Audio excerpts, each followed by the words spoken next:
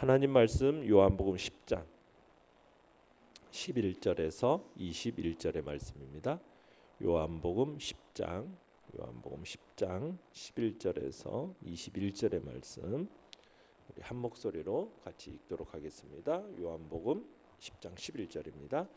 나는 선한 목자라. 선한 목자는 양들을 위하여 목숨을 버리거니와 삭구는 목자가 아니요 양도 제 양이 아니라 이리가 오는 것을 보면 양을 버리고 달아나는 이리가 양을 물어가고 또 해치느니라. 달아나는 것은 그가 삭군인 까닭에 양을 돌보지 아니함이나 나는 선한 목자라. 나는 내 양을 알고 양도 나를 아는 것이 아버지께서 나를 아시고 내가 아버지를 아는 것 같으니 나는 양을 위하여 목숨을 버리노라.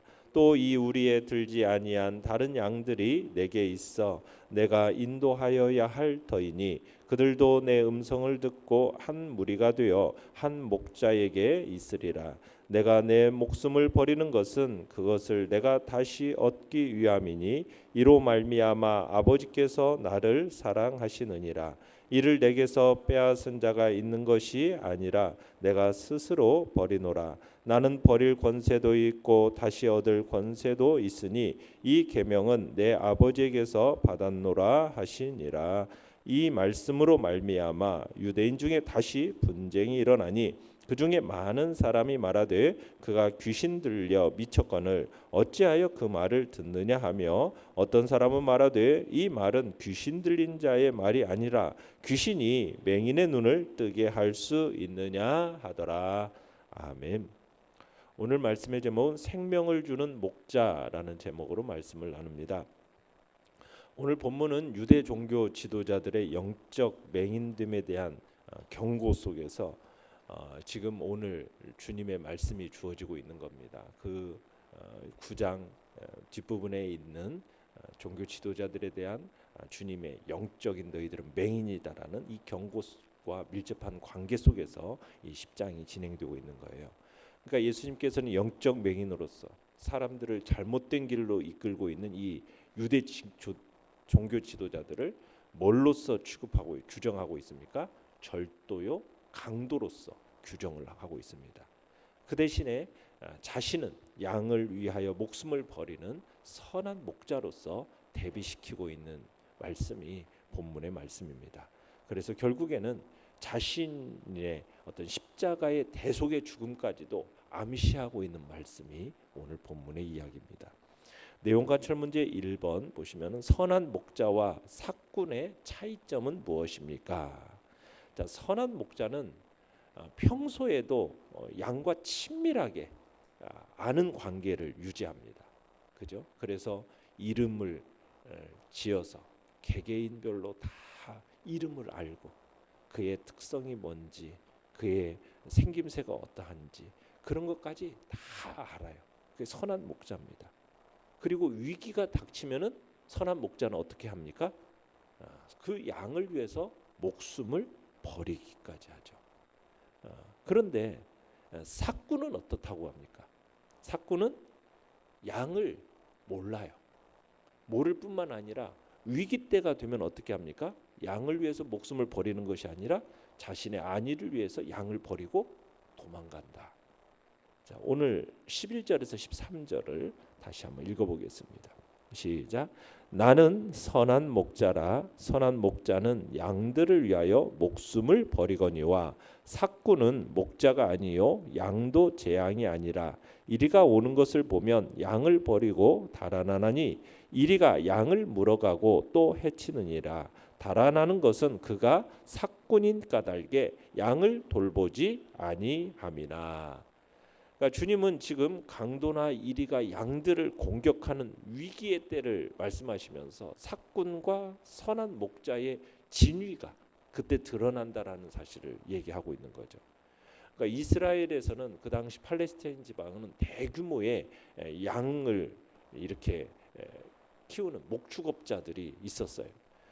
그 이 목축업자들이 양이 많으니까 삭군을 사는 겁니다. 그리고서는 목자의 일을 대신하는 사람을 써서 그 일을 이제 감당케 하는 겁니다. 그런데 이스라엘 들판에는 이리 때 또 강도 때 이 강도들이 출몰을 하는 거예요. 자주 출몰했다고 그래요. 그래서 삭군과 이렇게 삭군하고 이제 주인이 계약을 할 때 어떤 계약을 하느냐? 이리 때가 나타나면은 공격해 오면 언제든지 양떼를 버리고 도망하겠다. 그래도 나는 책임이 없다라는 그런 내용으로 계약을 한다라는 거예요. 자, 그런데 삭군은 위기의 때가 되면은 결국 자신의 목숨을 위해서 어떻게 한다라는 거예요. 버리고 도망간다는 거죠. 그런데 선한 목자는 그렇지 않다라는 거죠. 선한 목자는 양을 가족처럼 사랑한다는 거죠. 이리 때나 강도들로부터 양떼를 보호하기 위해서 싸우다가 종종 죽는 일들도 발생한다라는 거예요. 그러니까 선한 목자는 돈을 초월하는 거죠. 인격적으로 양떼를 사랑하기 때문에 자기 목숨까지 바쳐서 양떼를 지키는, 그게 선한 목자라는 거죠. 그에 비해서 돈을 받고 고용된 삭군은 돈만 생각하는 거죠. 돈만큼만 양을 돌보는 것이고, 이리 때나 강도가 공격해 오면 우선 자기 목숨부터 보호하고자 양떼를 버리고 도망가는 것. 이게 이제 삭군이다. 이 차이점, 선한 목자와 이 삭군의 차이점을 주님께서 얘기를 하고 있는 겁니다. 자, 내용 관찰 문제 2번을 보시면 이 선한 목자의 비유와 설명을 들은 유대인들의 반응은 어떠했습니까? 자, 이 반응을 듣고 19절부터 21절까지 보시면은 같이 다시 한번 읽어보죠. 시작. 이 말씀으로 말미암아 유대인 중에 다시 분쟁이 일어나니 그 중에 많은 사람이 말하되 그가 귀신 들려 미쳤거늘 어찌하여 그 말을 듣느냐 하며, 어떤 사람은 말하되 이 말은 귀신 들린 자의 말이 아니라 귀신이 맹인의 눈을 뜨게 할 수 있느냐 하더라. 자, 주님의 말씀을 들은 바리새인들 사이에서 쟁론이 벌어진 겁니다. 그들 중에는 예수님을 믿지 않던 사람들도 있었겠죠. 그들은 예수님의 말을 어떤 말로 얘기하고 있습니까? 미친 사람의 헛소리. 이렇게 이제 미친 사람의 헛소리 정도로 무시를 하는 거죠. 그러니까 예수님을 귀신 들린 미치광이로 매도를 하고 있는 겁니다. 그러니까 유대 종교 지도자들이 예수님을 지금 미치광이로 밀어붙이고자 이제 지금 힘쓰고 있는 겁니다. 그러면 왜 그렇게 했어요? 예수님이 자신들을 막 비판해 오고 자신들의 권위와 자신들의 자리를 위협해 오는 것에 대해서 이 예수님의 이 선포 말씀, 이걸 막아버리는 거죠. 그리고 민심이 지금 자꾸 누구에게로 향하여 예수님께로 향하는 것을 막고자, 자신들은 지금 어떻게 보면 궁지에 지금 빠져 있잖아요. 그것에서 빠져나오고자 하는 의도 속에서 예수님의 말을 뭘로 얘기하는 겁니까? 귀신 들려 미치광이다. 지금 이렇게 지금 매도하는 거죠. 그에 비해서 예수님을 지지하는 소수의 사람들이 있었습니다. 이 사람들은 현실적으로 분명하게 드러난 이 증거들을 이유로 예수님을 지금 미치광이로 몰고 가려는 사람들의 시도에 제동을 거는 거죠. 귀신 들린 사람이 맹인의 눈을 뜨게 할 수 있느냐는 거예요. 귀신은 맹인의 눈을 뜨게 할 수 없다라는 거죠. 맹인의 눈을 뜨게 할 수 있는 일은 누구만이 가능하다는 겁니까? 하나님만이 가능하다라는 거예요. 그러면서 예수님을 지지하는 예수님을 지지하는 사람들의 주장이 바로 이거예요. 특별히 장차 도래할 메시아 왕국을 노래한 이사야의 예언이 이사야 35장 3절에 나오는데, 거기에서 보면은 그때에는 맹인의 눈이 밝을 것이요 이렇게 예언해 놓고 있어요. 근데 그 예언대로 진짜 예수님이 오셔서 그 맹인의 눈을 밝히신 거예요. 이게 이제 설득력이 있는 거죠. 그러니까 예수님을 옹호하는 사람들은 지금 9장에서 실로암 그 거지의 맹인 치유의 사건을 들어서 사람들로 하여금 그 사건을 주목할 것을 요구하고 있는 거죠. 맹인이 어떻게 귀신 들린 자에 의해서 눈이 띄어질 수 있느냐? 그럴 수가 없다. 분명히 예수님은 하나님께로부터 온 메시아라는 사실을 지금 주장하고 있는 겁니다. 이 주장으로 인해서 예수님을 배척하는 사람들이 더 이상 자신들의 입장을 내세울 수 없도록 그렇게 서로 이제 쟁론이 벌어지고 있는 모습을 보게 되는 겁니다. 연구와 묵상 문제 3번입니다. 선한 목자 되신 예수님께서 강조하신 것을 생각해 볼 때 당시 종교 지도자들의 문제점은 무엇이라고 생각합니까?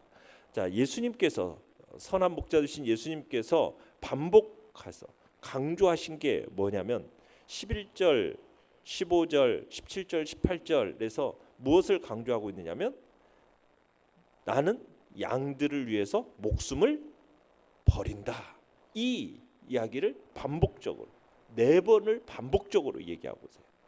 양을 위해서 희생하겠다라는, 이거 희생도 억지로가 아닌 예수님의 자원적인 선택, 자발적인 선택에 의해서 이루어지는 것임을 보여줍니다. 그에 비해서 스스로 양들의 목자라고 자처하는 이 당시 종교 지도자들은 어떤 자들이었어요? 삭군이라는 거죠. 자신의 배를 불리기 위해서, 싹쓸 위해서만 일하는 존재들. 그리고는 백성들에게는 율법의 멍에, 정말 감당할 수 없는 율법의 멍에를 씌워놓고 정작 자신들은 어떻게 합니까? 그 맡겨진 의무는 행치 않는 악한 모습, 이런 모습들이 보여지는 거예요. 이런 것들을 보이면서 유대 종교 지도자들의 어떤 지도자로서의 자격 없음을 지적하시고 오직 참된 목자이신 당신을 통해서만 정말 인생들이 구원에 이를 수 있다, 이것을 강조하고 계시는 것이 지금 예수님께서 말씀하시는 내용이에요. 자, 14절 15절을 다시 한번 읽어보겠습니다. 시작. 나는 선한 목자라. 나는 내 양을 알고 양도 나를 아는 것이 아버지께서 나를 아시고 내가 아버지를 아는 것 같으니 나는 양을 위하여 목숨을 버리노라. 그러니까 목자 되신 주님과 양과의 이 관계는 마치 하나님 아버지와 주님과의 관계처럼 밀접한 관계라는 거예요. 친근하다라는 거죠. 그러니까 이스라엘의 목자들은 양을요 가족처럼 여겼어요. 가족처럼. 그러니까 목자들의 이 유일한 기쁨이 뭐 있느냐? 바로 양떼와 함께 지내는 거였어요. 그래서 양의 이름도 알고 그의 특성도 알고 그의 상태도 속속들이 알고 있는 게 그게 목자예요. 그러면 양들도 어떻게 합니까? 자기들의 목자를 신뢰하는 거죠. 목자 곁에 있는 것을 즐거워하는 거고. 그래서 목자와 양의 이 밀접한 관계를 주님은 무엇에 비유하고 계시는 거예요? 자신과 아버지와의 그 관계, 그 밀접한 관계에 비유하고 계시는 거죠. 그래서 주님은 하나님 아버지를 잘 아시기 때문에 양을 위해서 목숨을 버린다, 지금 이렇게 말씀하고 계시는 거예요. 또 17절 18절도 읽어보겠습니다. 시작. 내가 내 목숨을 버리는 것은 그것을 내가 다시 얻기 위함이니 이로 말미암아 아버지께서 나를 사랑하시느니라. 이를 내게서 빼앗는 자가 있는 것이 아니라 내가 스스로 버리노라. 나는 버릴 권세도 있고 다시 얻을 권세도 있으니 이 계명은 내 아버지에게서 받았노라 하시니라. 자, 주님은 지금 아버지께서 당신을 사랑하셨다라고 하면서 이 사랑이라는 것은 아버지가 자식을 사랑하는 건 당연한 일이지만 지금 아버지는 특히 이 자식을 굉장히 흡족해 하고 있어요. 자기 마음을 아주 흡족하게 하기 때문에 이 자식에 대한 사랑이 더욱 기쁘고 사랑스럽다라고 얘기하고 있는 거죠. 하나님이 지금 우리 주님을 사랑하시는 사랑이 바로 그런 사랑인 거예요. 자식들 중에서도 그런 거 아닙니까? 정말 부모의 마음을 기쁘게 하고 부모를 흡족하게 하면은 그에 대한 자식의 사랑이 막 더 마음이 기쁘고 사랑스럽잖아요. 그와 같이 지금 아버지와 지금 아들의 관계, 주님과의 관계가 바로 그와 같다라는 거예요. 그렇게 주님은 하나님 아버지로부터 사랑을 받으셨는데 어떻게 사랑을 받으셨느냐? 첫 번째는 주님은 하나님 아버지의 인류 구속의 계획을 이루어드리기 위해서 자기를 희생하셨기 때문에 사랑받고 있음을 얘기하고 있어요. 그러면서 주님이 이렇게 얘기하죠. 두 번째에서 내가 다시 목숨을 얻기 위해서 목숨을 버린다, 이렇게 표현하고 있어요. 그러니까 하나님 아버지의 권능을 믿고 자신의 이 십자가의 죽음도 두려워하지 않고 또 부활 승천의 어떤 상급을 주실 거라는 걸 굳게 믿고서는 자신을 어떻게 하는 겁니까? 자신의 목숨을 버리신다라는 거예요. 그리고서는 이를 내게서 빼앗을 자가 있는 게 아니라 내가 스스로 버린다. 스스로 버린다. 나는 버릴 권세도 있고 나는 다시 얻을 권세도 있다. 그러니까 주님은 이 아버지와 동등한 권세를 지니신 창조주고 구속주고 심판주이신데 지금 스스로 하나님 아버지의 이 구속의 섭리를 이루어드리려고 자발적으로 자원함으로 지금 십자가의 죽음의 길을 가셨음을 얘기하고 있는 겁니다. 그러면서 주님은 이렇게 얘기하죠. 마지막에 이 계명은 내 아버지께서 받았다. 세상을 사랑하고 세상을 구원하라는 이 계명을 누구에게서 받았다? 하나님 아버지께로부터 받아서 오셨다. 그리고 나는 그 계명에 철저하게 순종하고 또 실천한다.